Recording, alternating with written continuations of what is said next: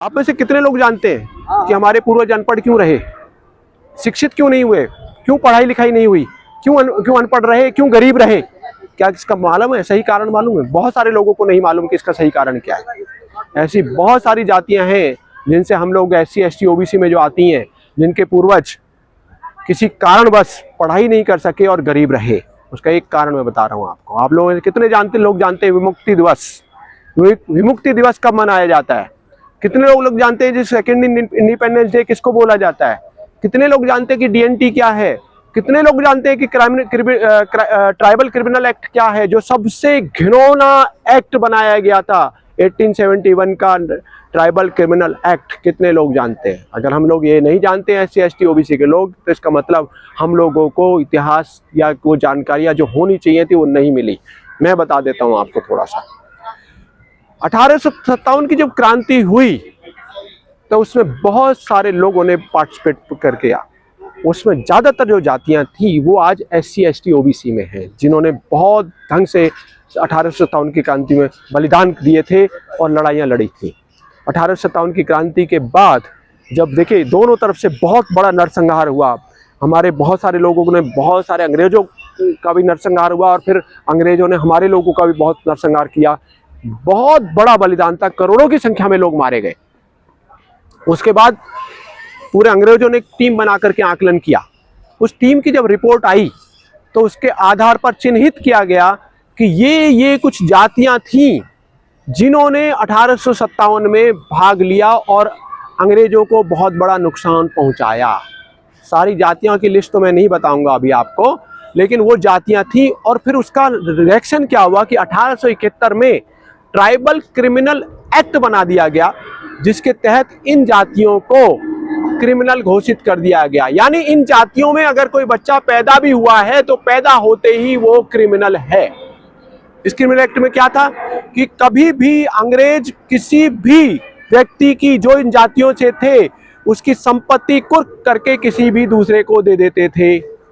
इनको सरकारी सुविधाएं नहीं मिलती थी, इनको सरकारी नौकरियां नहीं मिलती थी। किसी ने जाति छिपा करके कुछ पा लिया हो तो बात अलग है, लेकिन जाति बता करके उसको नहीं मिला। जिसका पता चल गया ये फलानी जाति का, इस ट्राइबल क्रिमिनल एक्ट में जाति आती है, उसको कोई सरकारी सुविधा नहीं मिली।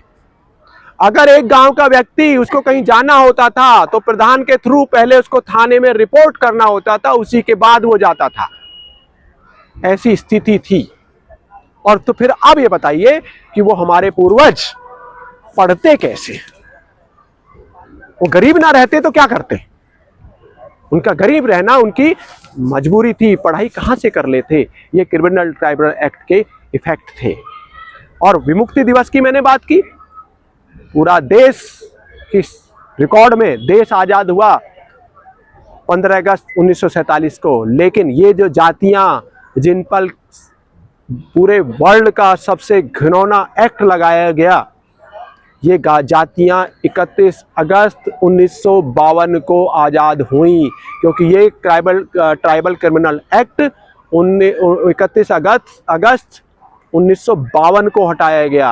यानी 5 साल बाद। बाकी लोगों को आज़ादी मिल गई होगी, मेरे पूर्वजों को आज़ादी 5 साल बाद मिली। उसी को विमुक्ति दिवस करके मनाया जाता है, राइट। और दूसरा इसी में और बता दूं, सेकेंड इंडिपेंडेंस डे भी उसको बोला जाता है। उसके बाद भी देखिए क्या हुआ है, उसके बाद भी हम लोग आज पिछड़ के कर रहे हैं, सब कुछ कर रहे हैं, ये सारी चीजें हमसे छिपाई गई हैं। उसके बाद इस पे बहुत ज्यादा डिमांड पे कई देशों में, जिन्होंने जो जैसे यहाँ भी हुआ है कि जो स्वतंत्रता संग्राम सेनानी थे, स्वतंत्रता सेनानी थे, उनकी पेंशन्स मिली, उनको बहुत सारे फायदे मिले। लेकिन कौन से वालों को? सिर्फ 1947 में भी। हालांकि उसमें भी कॉन्ट्रडिक्शन है कि 1947 में बहुत सारे लोग जो जेल गए थे उनकी लिस्ट अलग है, उनको जो काला पानी में पड़े थे उनको बहुत लोगों को नहीं मिला है, और बहुत लोगों को मिला है। वो अलग विषय है, किसको मिला, किसको नहीं मिला, किसको सही मिला, किसको गलत मिला, मेरे पास मैं उसको, वो अलग चर्चा का विषय है। लेकिन ये तय है कि 1857 वालों को नहीं दिया गया। उसको लेकर के बहुत सारे देशों में कंपनसेशन मिला। हमारा नुकसान हुआ था, हमारी पूर्वज पढ़ नहीं सके, हमारे पूर्वज की संपत्तियां कुर्क कर ली गई, सब कुछ जब्त कर लिया गया, गांव छोड़ करके भागने पड़े, पता नहीं कहां जाके पले। ये घुमंतु क्या है? आज भी घुमंतु जातियां हैं, अर्ध घुमंतु जातियां हैं, ये क्या है? और जो ये ज्यादातर SC और आप OBC में देखेंगे इन जातियों को, बहुत सारी जातियों की लिस्ट किसी को चाहिए तो मैं दे दूंगा। दिल्ली में भी ऐसी 29 जातियां हैं, 29 ऑन रिकॉर्ड बोल रहा हूं। डिनोटिफाइड ट्राइब डीएनटी जो नोटिफिकेशन है उसमें सारा मेंशन्ड है।